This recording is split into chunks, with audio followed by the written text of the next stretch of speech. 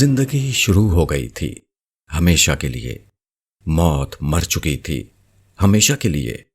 آسماں وہی تھا مگر بہت کچھ بدلا ہوا، زمین وہی تھی مگر بہت کچھ بدلی ہوئی، مرد وہی تھے مگر بہت کچھ بدلے ہوئے، عورتیں بھی وہی تھیں مگر بہت کچھ بدلی ہوئی۔ وہ تمام لوگ جنہوں نے پچھلی دنیا میں خدا کی زمین کو فساد سے بھر دیا تھا، جہنم کے قید خانے میں قید اپنے انجام کو بھگت رہے تھے۔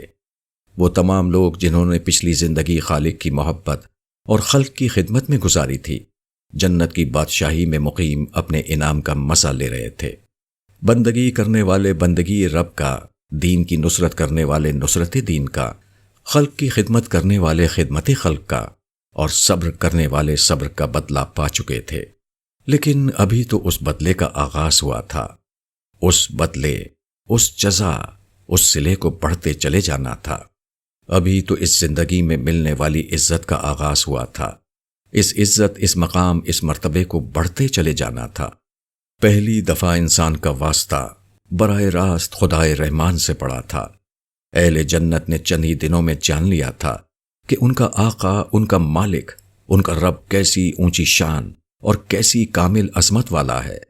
اس کا ظرف اس کی شان کی طرح اعلیٰ اور اس کی عطا اس کی عظمت کی طرح بے حد و حساب تھی۔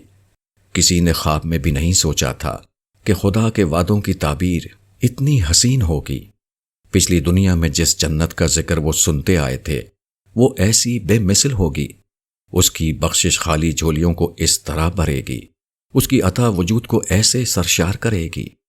لوگ پچھلی دنیا میں زمین پر چند سو گز اور چند مرلے کا گھر بنانے کے لیے ساری زندگی لگا دیتے ہیں، مگر اب لوگوں نے دیکھا کہ خدا ہر ایک سانس کے بدلے میں ان کو ایسے ستاروں کا مالک بنا رہا تھا جن میں لاکھوں زمینیں سما سکتی تھیں۔ ہر جنتی انسان نے پچھلی زندگی میں جو ارب ہا ارب سانس لیے تھے، ان کی گنتی ختم ہو گئی، مگر اسے ملنے والی ستاروں کی جاگیریں ختم ہو کر نہیں دیتی تھیں۔ لوگوں نے پچھلی دنیا میں سونے چاندی کے چند سکوں اور ہیرے موتی کے چند زیورات کو اپنا سرمایہ سمجھا، مگر اس دنیا میں انہیں وہ سیارے انعام میں ملے جو مکمل طور پر سونے چاندی اور ہیرے موتیوں سے بنے ہوئے تھے۔ لوگ پچھلی دنیا میں بیماری اور بڑھاپے کے ستائے ہوئے تھے، اس دنیا میں ان کو اتھا صحت اور بھرپور جوانی کا وہ ذائقہ نصیب ہوا جس نے زندگی کا لطف دوبالا کر دیا۔ لوگ پچھلی دنیا میں دکھوں اور محرومیوں کی آگ میں جھلسے ہوئے تھے، مگر یہاں ان پر خوشی اور شادمانی کی نہ ختم ہونے والی وہ برسات ہوئی جس نے ان کو نہال کر دیا۔ اہل جنت کو ہر برائی سے بچا لیا گیا تھا۔ یہاں ان کی ہر ضرورت پوری ہوتی تھی، ہر خواہش کی تکمیل ہوتی تھی، ہر حکم کی تعمیل ہوتی تھی، ہر عیش مہیا تھا۔ یہاں ہر طرف سامان عیش و طرب اور بادشاہی کے لوازم تھے، ہر طرف خوشی و راحت کے اسباب تھے، ہر طرف با اخلاق انسان تھے، ہر طرف سلام کرتے ملائک تھے، ہر طرف روحانیت تھی، ہر طرف مسرت تھی، ہر طرف حسن و جمال تھا، ہر طرف امن و سکون تھا۔ اس نئی دنیا میں انسان ابدی ہو چکا تھا۔ انسان کی کہانی جو کبھی ابدیت سے شروع ہوتی تھی، ابدیت کے ایک لافانی دور میں داخل ہو چکی تھی۔ انسان کی کہانی جو کبھی عرض امانت اور عید الصد سے شروع ہو گئی تھی، سبا و سماوات کی حکمرانی کے دور میں داخل ہو چکی تھی۔ انسانیت کی کہانی جو پچھلی دنیا میں ادھوری تھی، آخرت کی اس دنیا میں پوری ہو چکی تھی، مگر اس کے ساتھ یہ ضروری تھا کہ ہر وہ کہانی جو پچھلی دنیا میں ادھوری رہ گئی تھی، یہاں پوری کر دی جائے۔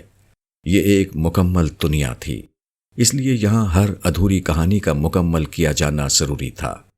یہ خدائے رحمان کا فیصلہ تھا جس کے ظہور کا وقت آ چکا تھا۔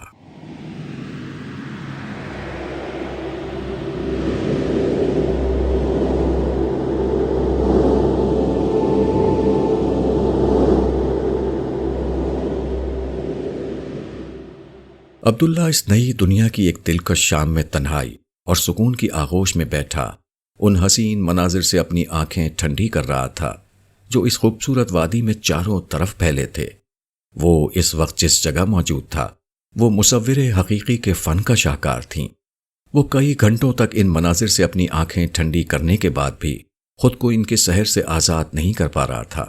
زمین، آسمان، پہاڑ، ہوا، سبزہ، پھول، رنگ، خوشبو اور روشنی ناموں کی حد تک وہی تھے جن سے انسان پچھلی دنیا میں واقف تھے، مگر اب ان کی جو شکل ظاہر ہوئی تھی اس کے حسن کو صرف محسوس کیا جا سکتا تھا، بیان نہیں کیا جا سکتا تھا۔ سابقہ دنیا میں آسمان پر تیرتے بادل آسمان کا منظر لمحہ بہ لمحہ بدلتے تھے، یہاں ہر سمت پھیلے مناظر ہی غیر محسوس طریقے پر کسی تصویر کی طرح بدلتے چلے جا رہے تھے، ہر منظر خوب سے خوب تر تھا۔ ان دلکش مناظر کے رنگوں کو رنگین تر بنانے میں بہت کچھ دخل اس مشروب کا تھا جس کے ہر گھونٹ کے ساتھ عبداللہ سرور کی ایک نئی کیفیت میں ڈوب جاتا تھا۔ مگر اس فردوس کا سب سے بڑا سرور خدا کی رضا اور عطا کا وہ احساس تھا جس سے وہ مسلسل گزر رہا تھا اور جس کے پانے کا احساس وجود کو سرشار اور قلب کو شادمان بنانے کے لیے بہت تھا۔ عبداللہ یہ سب کچھ دیکھتے ہوئے سوچ رہا تھا کہ عمل کا مشکل وقت گزر گیا، امتحان کی سخت گھڑیاں بیت گئیں، ماضی کی پچھلی دنیا ختم ہو گئی، مگر انعام کی یہ دنیا، یہ بے مثال دنیا کبھی ختم نہ ہوگی۔ اس نے نظر اٹھا کر آسمان کو دیکھا اور لمحہ بھر میں اس کی نگاہیں سات آسمان کو چیرتی چلی گئیں۔ اس کے سامنے اربوں کہکشائیں آ گئیں جن کا وہ براہ راست حکمران تھا، کھربوں ستارے آ گئے جو اس کے تصرف میں دے دیے گئے تھے۔ اسے بادشاہی کرنی تھی، اسے بس حکم دینا تھا۔ عبداللہ نے اس نظارے سے نگاہیں پھیر کر اپنے ہاتھ میں موجود چاندی کے اس گلاس کو دیکھا جو شیشے کی طرح شفاف تھا۔ اس گلاس سے ارغوانی رنگ کا مشروب چھلک رہا تھا۔ اس نے مشروب کا ایک گھونٹ لیتے ہوئے دل میں کہا، اتنے بڑے اقتدار سے لے کر اتنی غیر معمولی لذت دینے والے، تیرا شکریہ۔ گھونٹ لیتے ہی وہ لذت کے ایک نئے احساس سے آشنا ہوا جو اس سے پہلے اس نے محسوس نہیں کیا تھا۔ یہی جنت تھی، ہر گھونٹ مختلف، ہر نوالہ منفرد، ہر نظر نئی، ہر لمس جدا، ہر احساس یکتا، ہر وصال بے مثل۔ خدا کے انعام کی جگہ خدا کی شان کی طرح غیر معمولی تھی۔ عبداللہ لذت، سرور اور شادمانی کے سمندر میں نہ جانے کتنی دیر اور غوطہ زن رہتا کہ اس کے خادم کی آواز اس کے کانوں سے ٹکرائی، عالی جا۔ خادم کی آواز پر عبداللہ خیالوں کی دنیا سے نکل آیا۔ خادم نے بہت ادب سے عرض کیا، بارگاہ اقدس سے ایک فرشتہ سلامتی کے پیغام کے ساتھ آیا ہے۔ خادم کی یہ بات سنتے ہی عبداللہ کے ذہن سے سرور کے بادل چھٹ گئے اور ان کی جگہ ادب اور محبت کے پرشوق جھونکوں نے لے لی۔ اس نے ہاتھ میں اٹھایا ہوا گلاس کونے میں رکھا اور بے تابانہ فرشتے کا انتظار کرنے لگا۔ تھوڑی ہی دیر میں ایک نورانی وجود اندر داخل ہوا۔ یہ فرشتہ انسانی شکل ہی میں تھا، مگر اس کے پورے وجود سے روشنی کی انتہائی خوبصورت شعاعیں پھوٹ رہی تھیں۔ یہ کوئی عام نہیں بلکہ غیر معمولی فرشتہ تھا جو براہ راست رب کائنات کی بارگاہ سے آ رہا تھا۔ ایسے کسی فرشتے کا آنا کسی بھی جنتی کے لیے بڑا احساس ہوتا تھا۔ عبداللہ کو اندازہ تھا کہ اس فرشتے کے آنے کا مطلب کسی خصوصی پیغام کا آنا ہے۔ اسے دیکھتے ہی عبداللہ اپنی جگہ سے کھڑا ہو گیا اور تیزی سے آگے بڑھا۔ فرشتے کے پیچھے ایک اور خادم ادب سے چلتا ہوا آ رہا تھا۔ فرشتے نے قریب آ کر اسے مخاطب کیا، سردار عبداللہ پر خدائے رحمان کی سلامتی ہو۔ عبداللہ نے گردن جھکا کر اس کا استقبال کیا اور بہت احترام سے جوابی سلام پیش کیا۔ خدائے بزرگ و برتر کے سفیر، آپ پر بھی سلامتی ہو۔ آپ کا تشریف لانا میری عزت افزائی ہے۔ آپ کی عزت افزائی یہ پیغام ہے جو بارگاہ اقدس سے آپ کے لیے بھیجا گیا ہے۔ یہ کہتے ہوئے فرشتے نے دونوں ہاتھوں سے تھام کر ایک فرمان اس کے سامنے پیش کیا۔ عبداللہ نے اپنے خادم کو دیکھا، وہ تیزی سے عبداللہ کے قریب آیا۔ عبداللہ نے اپنے سر پر رکھا ہوا تاج اتارا جو اس کی بادشاہی اور عظمت کا اصل نشان تھا اور اسے خادم کے حوالے کیا۔ پھر گھٹنوں کے بل زمین پر بیٹھ کر دونوں ہاتھوں سے وہ فرمان تھاما اور ادب سے اسے آنکھوں سے لگا کر اس کا بوسہ لیا۔ پھر سیدھے کھڑے ہوتے ہوئے فرشتے سے درخواست کی، آپ تشریف رکھیے، میں نے اپنا کام مکمل کر لیا ہے، مجھے اجازت دیجیے۔ یہ کہہ کر فرشتہ لوٹ گیا۔ عبداللہ نے اسے روکنے کی کوشش نہیں کی۔ اس طرح کے فرشتے اپنا کام مکمل کر کے فوراً لوٹ جاتے تھے۔ ساتھ آنے والا خادم بھی اس کے ساتھ ہی باہر چلا گیا۔ ان کے جاتے ہی عبداللہ نے فرمان کو کھولا۔ اس میں صرف اتنا لکھا تھا، ہماری بندی آج سے تمہارے حوالے ہے۔ عبداللہ نے یہ پیغام پڑھا اور بے اختیار اس کی زبان سے نکلا، آقا کا حکم سر آنکھوں پر، مالک کا حکم سر آنکھوں پر۔ یہ کہہ کر وہ بہت احترام کے ساتھ کھڑا ہوا اور باہر کی سمت دیکھا۔ اس کے کچھ کہے بغیر اس کا حکم باہر کھڑے خادم تک منتقل ہو گیا۔ وہ فوراً ہاتھ میں جواہرات سے مزین ایک قیمتی تشتری لیے حاضر ہوا۔ عبداللہ نے فرمان کو عقیدت سے بوسہ دیا اور پھر اس میں رکھ دیا۔ خادم کو معلوم تھا کہ اسے کہاں رکھنا ہے۔ وہ کچھ کہے بغیر خاموشی سے سر جھکائے رخصت ہو گیا۔ عبداللہ نے پہلے خادم کو دیکھا تو وہ تیزی سے عبداللہ کا تاج لے کر اس کے قریب آ گیا۔ عبداللہ نے تاج پہنا اور پھر دوبارہ اپنی نشست پر بیٹھ گیا۔ خادم تاج پیش کر کے باہر چلا گیا۔ عبداللہ کچھ سوچتا رہا، پھر آنکھیں بند کر لیں۔ اس کے ذہن میں پیغام کے الفاظ تھے۔ اس کا تصور جنت کی اس لامحدود بستی کے مرکزی نظام سے متعلق ہو گیا۔ جنت میں موجود ہر شخص اس کے خیال کی پہنچ میں آ چکا تھا۔ لمحہ بھر میں اسے معلوم ہو گیا کہ پیغام میں ہماری بندی سے مراد کون خاتون تھیں۔ اس کے بارے میں تمام تفصیل عبداللہ کے ذہن میں آ گئی۔ اس نے آنکھیں کھولی اور دھیرے سے بڑبڑایا، کنول۔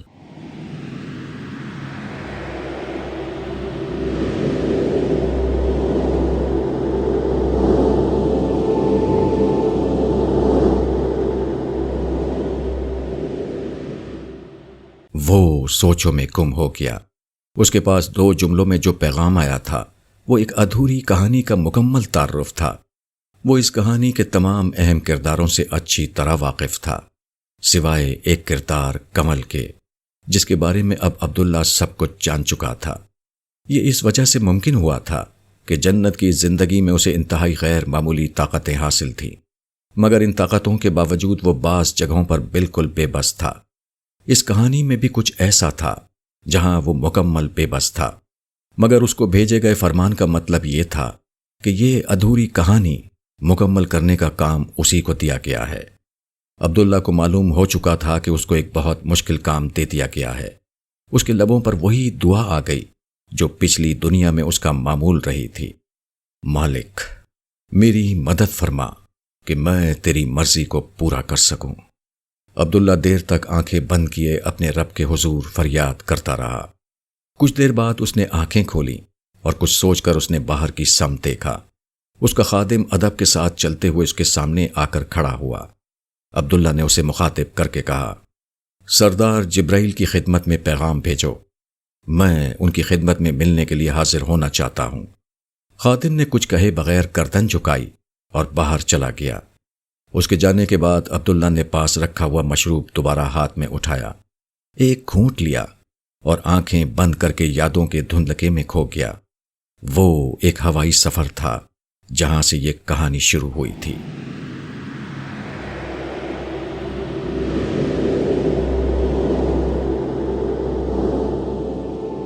جہاز کو ایک جھٹکا لگا اور وہ بری طرح ڈولنے لگا۔ چند خواتین مسافروں کی تو چیخیں بھی جہاز میں گونج گئیں۔ ہر دل دھڑکنے لگا، ہر چہرے پر اضطراب پھیل گیا۔ سیٹ بیلٹ باندھنے کا اشارہ روشن ہو گیا۔ پائلٹ کی آواز بلند ہوئی اور وہ سیٹ بیلٹ باندھنے کی ہدایت کے ساتھ لوگوں کو پرواز کے ناہموار ہونے کی وجہ سمجھانے کی کوشش کرنے لگا۔ ایئر ہوسٹس سیٹوں کو پکڑ کر بمشکل خود کو سنبھالتی ہوئی ایک ایک شخص کو سیٹ بیلٹ باندھنے کی تلقین کر رہی تھی۔ اس واقعے سے قبل جہاز کی پرواز بالکل ہموار تھی۔ وہ 11 کلومیٹر کی بلندی پر تیزی سے اڑتا ہوا اپنی منزل کی طرف رواں دواں تھا۔ جہاز کے فرسٹ کلاس کیبن کی کشادہ اور آرام دہ سیٹوں میں بیٹھے مسافر مختلف طریقوں سے اس طویل فلائٹ میں وقت گزارنے کی کوشش کر رہے تھے۔ کچھ نے نیند کے دامن میں پناہ لی تھی اور کچھ نے سامنے موجود اسکرین پر اپنی پسند کی فلموں کو وقت گزاری کا ذریعہ بنا لیا تھا۔ جن لوگوں کے ساتھ اہل خانہ تھے وہ وقفے وقفے سے آپس میں باتیں بھی کر رہے تھے، مگر جہاز کی پرواز ناہموار ہوتے ہی سارے مسافر ہر شے بھول کر اپنی سلامتی کے لیے فکر مند ہو گئے تھے۔ عبداللہ بھی اسی فلائٹ پر تھا۔ وہ فرسٹ کلاس کیبن کی ونڈو سیٹ پر بیٹھا تمام لوگوں اور تمام دلچسپیوں سے بے نیاز جہاز کی کھڑکی سے باہر کا منظر دیکھنے میں مشغول تھا۔ باہر کے جس منظر میں دوسروں کے لیے یکسانیت تھی، عبداللہ کے لیے وہ خدا کی معرفت اور اس کی عظمت کو دیکھنے کا ایک نادر موقع تھا۔ ان گنت سفر کرنے کے باوجود اسے باہر کے منظر میں خدا کی عظمت کا ایک نیا پہلو دکھائی دے رہا تھا۔ وہ سوچ رہا تھا کہ سامنے افق پر زمین و آسمان ملتے ہوئے نظر آ رہے ہیں، مگر در حقیقت یہ نظر کا ایک دھوکہ ہے۔ زمین کبھی بھی اور کہیں بھی آسمان سے نہیں ملتی۔ اسی طرح وقت کے افق پر جب زندگی موت سے ملتی ہوئی محسوس ہوتی ہے تو یہ بھی نظر کا ایک دھوکہ ہوتا ہے۔ جس طرح زمین کبھی آسمان سے نہیں ملتی، اسی طرح زندگی کبھی موت سے نہیں ملتی۔ خدا نے انسان کو ہمیشہ کے لیے بنایا ہے، کبھی نہ مرنے کے لیے۔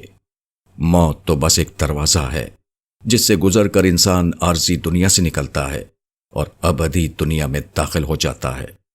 اس کی نظر افق سے ہٹی اور زمین کی طرف مڑ گئی۔ 11 کلومیٹر کی بلندی سے زمین ایک فرش کی طرح بچھی ہوئی نظر آ رہی تھی۔ اتنی بلندی سے زمین کی ہر بلند چیز، عمارات، درخت، پہاڑ، غرض ہر شے یکساں طور پر پست نظر آتی تھی۔ عبداللہ کے دل نے کہا، میرے رب کو بھی زمین کی ہر سر بلندی اتنی ہی پست لگتی ہوگی۔ اس کی عظمت کے سامنے ہر فراز نشیب ہے، ہر اونچا نیچا ہے، ہر بڑا چھوٹا اور ہر بلندی پستی ہے۔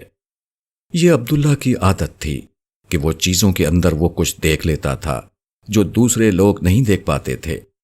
اسی معرفت نے اس پر ان دعاؤں کو القا کیا تھا جو خدا کریم کی الطاف و عنایات کے دروازے اس پر کھولنے کا سبب بن گئی تھی۔ عبداللہ نے نظر اٹھا کر افق کو دیکھا۔ اس کی خاموش نگاہوں نے رب کائنات کو پکارا، پروردگار، تیرا شکریہ، تو نے اپنے آخری رسول اور آخری کتاب کے ذریعے سے اپنا پیغام ہم کو دیا، ورنہ ہمیں اتنی وضاحت سے کیسے پتہ چلتا کہ موت زندگی کا خاتمہ نہیں بلکہ تیری عظیم ہستی سے ملاقات کا نام ہے۔ اس دعا کے ساتھ ہی اس کے اندر ایک خلش نے سر اٹھایا، مگر انسانیت تو ابھی بھی بے خبر ہے، اور جن کو خبردار کرنا ہے ان کو اس حقیقت کی کچھ پرواہ نہیں۔ بے اختیار اس کے دل سے دعا نکلی، پروردگار، مجھے اتنی مہلت دے کہ میں اس پیغام کو پوری دنیا تک ایک زندہ حقیقت کے طور پر پہنچا دوں۔ میں انسانیت کو اس منزل کا پتہ دوں جس کی خبر تیری کتاب میں ہے۔ میں اس راستے تک لوگوں کو پہنچا سکوں جو اس منزل تک پہنچنے کا واحد راستہ ہے، جس منزل اور جس راہ کو تیرے کلام کے ذریعے سے تیرے نبی نے ہم تک پہنچایا ہے۔ مجھے اس منزل کی سمت اور اس راہ پر ثابت قدم رکھ، اور میرے بعد اس مشن کو باقی رکھنے والے لوگ مجھے عطا کر دے۔ دعا کا یہی وہ لمحہ تھا جب جہاز نے ایک زوردار جھٹکا لیا اور بری طرح ڈولنے لگا۔ عبداللہ کا دل بھی ایک انسان کا دل تھا، اس پر بھی دہشت طاری ہوئی، مگر بس ایک لمحے کے لیے۔ اگلے لمحے دل کے پنچھی نے الفاظ کے پنکھ پھیلائے اور آسمانوں کا سینہ چیرتے ہوئے عرش تک جست بھری۔ بندے عاجز کی صدا پرواز کی ہر حد کو توڑ کر عرش تک پہنچی۔ No, not now, not like this. فریاد بارگاہ اقدس میں سجدہ ریز ہوئی اور کہیں زیادہ تیز رفتاری سے اپنے ساتھ اطمینان کا سندیسہ لیے لوٹ آئی۔ عبداللہ کے دل پر سکینت طاری ہو گئی۔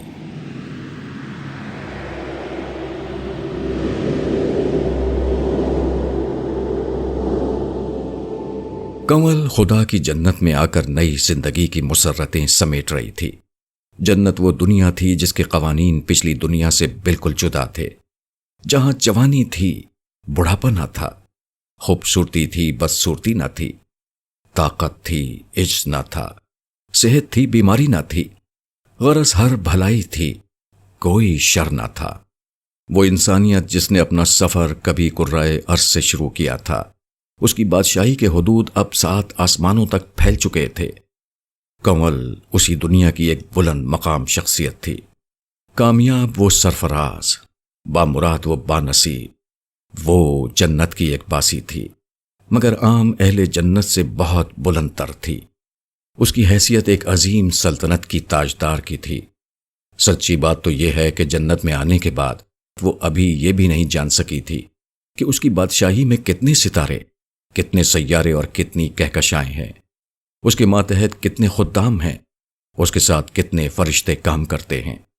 اس کی ذاتی شخصیت بھی بالکل بدل چکی تھی، گرچہ وہ پرانی دنیا کی طرح یہاں بھی ایک عورت تھی، مگر اب اس کا وجود حسن فطرت کا ایک شاہکار تھا۔ اس کا چہرہ سراپا نور تھا، اس کا حسن مسحور کن تھا۔ اس کا لہجہ کلیوں کی چٹک کی طرح نرم تھا، اس کی آواز کوئل کی کوک سے زیادہ شیریں بن چکی تھی، اس کی چال سراپا رانائی تھی، اس کی شخصیت سراپا جمال تھی۔ اس کے پاس خدائی انعامات کی وہ دنیا تھی جس کا خواب بھی کبھی اس نے نہ دیکھا تھا۔ یہاں ہر طرف پرکیف نظارے تھے، ہر طرف ابدی بادشاہی کے لوازمات تھے، کیف و فرحت کا سامان تھا، خوبصورتی اور آسائش کا اہتمام تھا، ہر سمت حسن اور شادمانی کا سنگم تھا۔ یہ دنیا طاقت اور مسرت، محبت اور عافیت، ابدیت اور ابدیت، روحانیت اور مادیت، صحت اور لذت کا ایسا عجیب امتزاج تھی کہ جس کی مثال کسی کے تصور میں نہ آ سکتی تھی۔ اس دنیا میں کنول کی جنبش ابرو پر ہر خواہش کی تکمیل اور انگلی کے ایک اشارے پر ہر ناممکن ممکن ہو جاتا تھا۔ غرض یہ ایک ایسی دنیا تھی جہاں ہر طرف سکون، راحت، آسانی، کامرانی، فراوانی اور سرفرازی کے مظاہر جلوہ گر تھے۔ مگر اپنی تمام تر نعمتوں، مقام و مرتبے کے باوجود کنول بہت مختلف تھی۔ وہ شاذ ہی کسی سے ملتی تھی، وہ بہت کم گو تھی، اپنی ذات میں گم، اپنے خیالوں میں کھوئی ہوئی، اپنی زندگی میں مگن۔ وہ جنت میں ابھی تک تنہا تھی، کسی جوڑے کے بغیر۔ مگر اس کا مطلب یہ نہ تھا کہ وہ خوش نہ تھی، وہ تو بہت خوش تھی۔ اس نے ابدی فلاح کو پا لیا تھا، ابدی کامیابی کا جام پی لیا تھا۔ یہاں جینے کا مزہ لینے کے لیے ہر لمحہ بہت کچھ تھا۔ سب سے بڑھ کر اسے اپنے رب کی رضا کا پروانہ ملا ہوا تھا۔ اسے بار بار اپنے مالک کے حضور پیش ہونے کا موقع ملتا رہتا تھا۔ اس کے لیے یہی جنت کا سب سے بڑا انعام تھا، اور در حقیقت یہی جنت کا سب سے بڑا مقام تھا۔ اس وقت وہ خاموشی سے بیٹھی اپنے رب کی یاد میں مشغول تھی، گرچہ ہر طرف نعمتوں کے انبار تھے اور چاروں طرف مستعد خدام موجود تھے کہ اس کے ایک اشارے پر ہر حکم کی تعمیل کریں، مگر اسے نعمتوں سے زیادہ خدا کی حمد اور تسبیح میں دلچسپی تھی۔ یہ اس کی روح کی سب سے بڑی غذا تھی، اس کے سکون کا سب سے بڑا ذریعہ تھی۔ وہ اسی حال میں تھی کہ ایک خادم نے اس کی خدمت میں حاضری کی اجازت چاہی۔ اس کا اذن ملتے ہی تھوڑی ہی دیر میں وہ اس کے پاس موجود تھا۔ سردار نے آپ کو یاد کیا ہے۔ اس جملے میں کسی شخصیت کا ذکر نہ تھا، مگر کنول کے لیے اس کا مفہوم بالکل واضح تھا کہ اسے کس نے بلایا ہے۔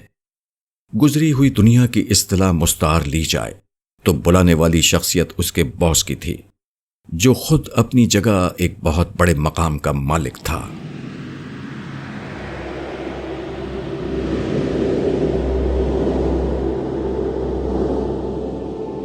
جنت کا نظام اسی طرح بنا ہوا تھا۔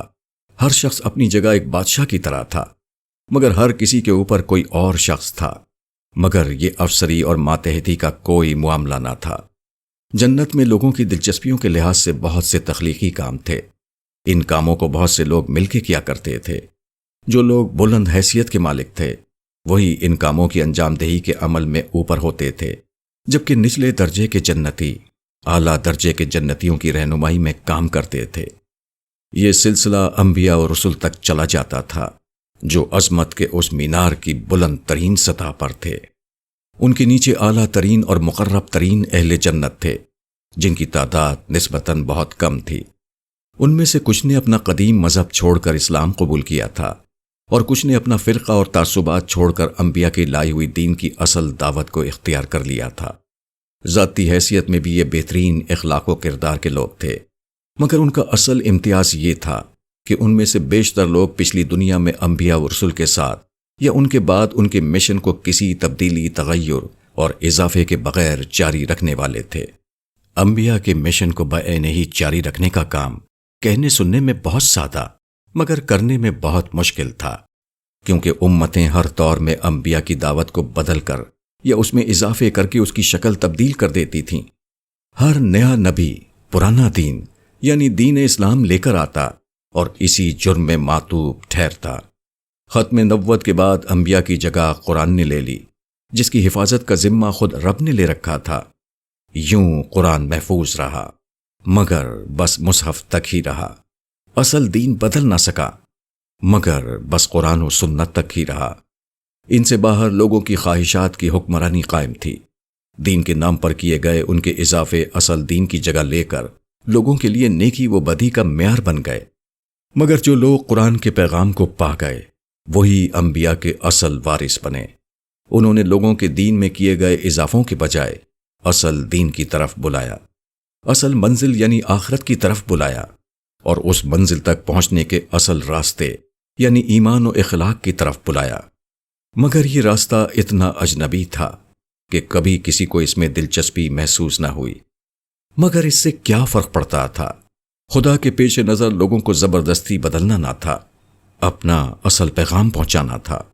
سو یہ کام ختم نبوت کے بعد بھی کبھی نہ رکا۔ یہ کام کرنے والے لوگ پیدا ہوتے رہے، ایمان و اخلاق جن کی دعوت بھی تھا اور زندگی و سیرت۔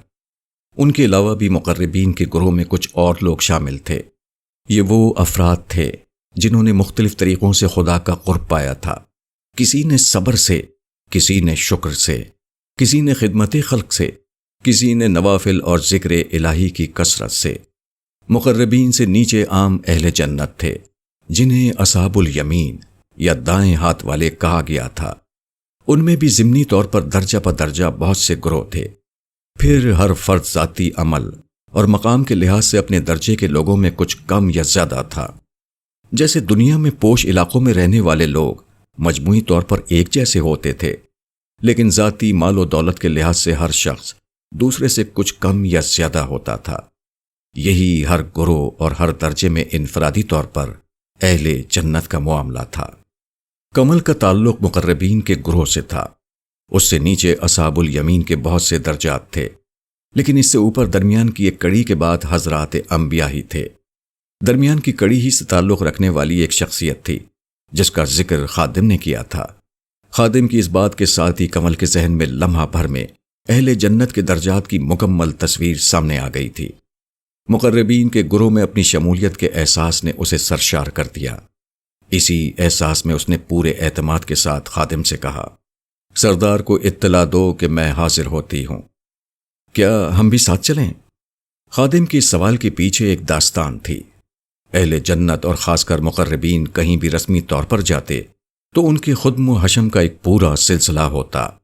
یہ گویا کہ ان کے پروٹوکول کے لوگ ہوتے جس سے ان کی شان کا اظہار مقصود ہوتا تھا۔ خادم نے اسی پروٹوکول کی اجازت لی تھی۔ نہیں، تم صرف میرے جانے کا بندوبست کرو۔ خادم سر جھکا کر رخصت ہو گیا۔ کمل اپنی جگہ سے کھڑی ہو گئی۔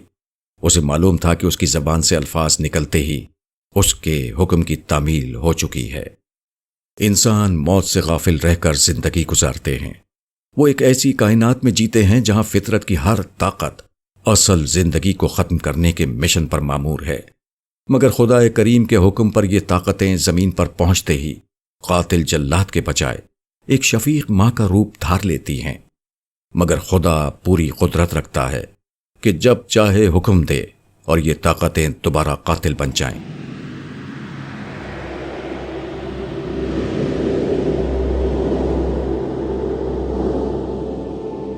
جہاز کے ساتھ اس لمحے یہی ہوا تھا۔ وہ لطیف ہوا جو جہاز کو اپنے کندھوں پر اٹھائے اسے اس کی منزل کی طرف پہنچا رہی تھی، یک بیک موت کی پیغمبر بن گئی تھی۔ پہ در پہ آنے والے ایئر پاکٹ اپنا کام کر رہے تھے اور زمین کی کشش موت کی کشش بن کر جہاز کو نیچے کھینچ رہی تھی۔ جہاز میں شور مچ چکا تھا۔ موت کے خوف نے ہر شخص کو لرزا دیا تھا۔ جہاز کا سفر دنیا کا سب سے زیادہ محفوظ سفر ہوتا ہے، مگر جب جہاز خطرے میں گر جائے تو اس سے زیادہ غیر محفوظ سواری کوئی نہیں ہوتی۔ ایسے میں کوئی شخص کیسے پرسکون رہ سکتا تھا؟ پورے جہاز میں ایک ہی شخص پرسکون تھا۔ وہ پرسکون ہی نہیں تھا، اس کے چہرے پر ہلکی سی مسکراہٹ بھی تھی۔ یہ عبداللہ تھا جس کے دل پہ اس کے رب نے سکینت طاری کر دی تھی۔ اسی دوران میں عبداللہ کے برابر بیٹھے ہوئے آدمی نے گھبراہٹ کے عالم میں عبداللہ کی طرف رخ کیا اور جہاز کی کھڑکی سے باہر دیکھتے ہوئے صورتحال کی نزاکت کو سمجھنے کی کوشش کی۔ مگر ہوا تو خدا کی غلام تھی۔ اس کے مالک نے اسے اپنی یہ ادا عطا کر رکھی تھی کہ وہ دکھائی نہیں دیتی، مگر اسے جو کچھ کرنا ہوتا ہے وہ کر کے دکھاتی ہے۔ وہ باہر دیکھ کر کیا سمجھ پاتا کہ ہوا کے ارادے کیا ہیں؟ پھر اس کی نظر عبداللہ کے پرسکون چہرے اور چہرے پر پھیلی مسکراہٹ پر پڑی۔ اس نے غور سے عبداللہ کو دیکھا۔ اس کی آنکھوں میں بے یقینی کے سائے لہرائے۔ وہ عبداللہ کے چہرے سے نظر ہٹاتے ہوئے انگریزی میں زیر لب پڑپڑایا، پاگل انسان۔ عبداللہ اس کی بات نہ سن سکا، سنتا بھی تو نظر انداز کر دیتا۔ وہ ایک دائی تھا اور جانتا تھا کہ دائی کو ہر بیہودہ بات کو پینا ہوتا ہے، تاہم اس شخص کی یہ گھبراہٹ فطری تھی۔ جہاز کا یہ لرزنا اور اوپر نیچے ہونا وہ معمول کا عمل نہیں جو عام طور پر ناہموار موسم کی بنا پر فضائی سفر میں ہوتا رہتا ہے۔ جہاز معمول سے کہیں زیادہ بے قابو ہو کر ڈول رہا تھا۔ عبداللہ نے صورتحال سے بے نیاز ہو کر اپنی جیب سے قرآن مجید کا نسخہ نکالا اور اسے کھول کر پڑھنے لگا۔ حسن اتفاق سے قرآن مجید کی سورہ یونس کا وہی مقام سامنے آ گیا جس میں اسی قسم کی صورتحال کو بیان کیا گیا تھا۔ وہ اللہ ہی ہے جو تمہیں خشکی اور تری میں سفر کراتا ہے، یہاں تک کہ جب تم کسی کشتی میں ہوتے ہو اور کشتیاں لوگوں کو لے کر موافق ہوا سے چل رہی ہوتی ہیں اور لوگ اس سے شاداں و فرحاں ہوتے ہیں کہ یکا یک اس پر تند ہوا آ جاتی ہے اور کشتی کے مسافر پر ہر طرف سے موجیں اٹھنے لگتی ہیں اور وہ سمجھ لیتے ہیں کہ طوفان میں گھر گئے۔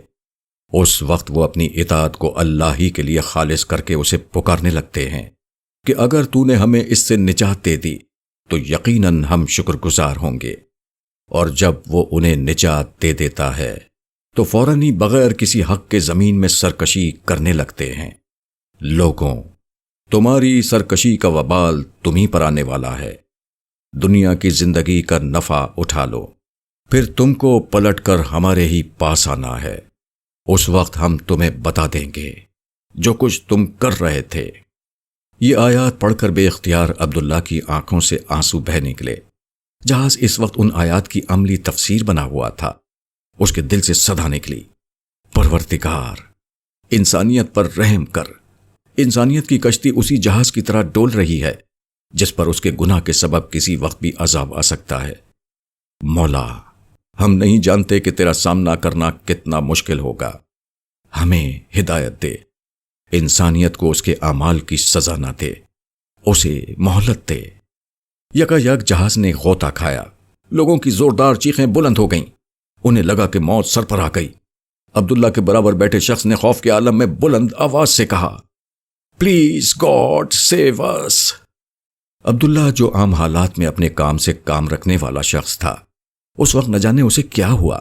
اس نے برابر بیٹھے شخص کو دیکھا اور بے اختیار انگریزی میں اس کی زبان سے نکلا، وہ تو بچا لے گا، مگر اس کے بعد کیا کریں گے؟ کیا اس کی مرضی کی زندگی گزاریں گے؟ نہیں، آپ اپنی ہی مرضی کرتے رہیں گے۔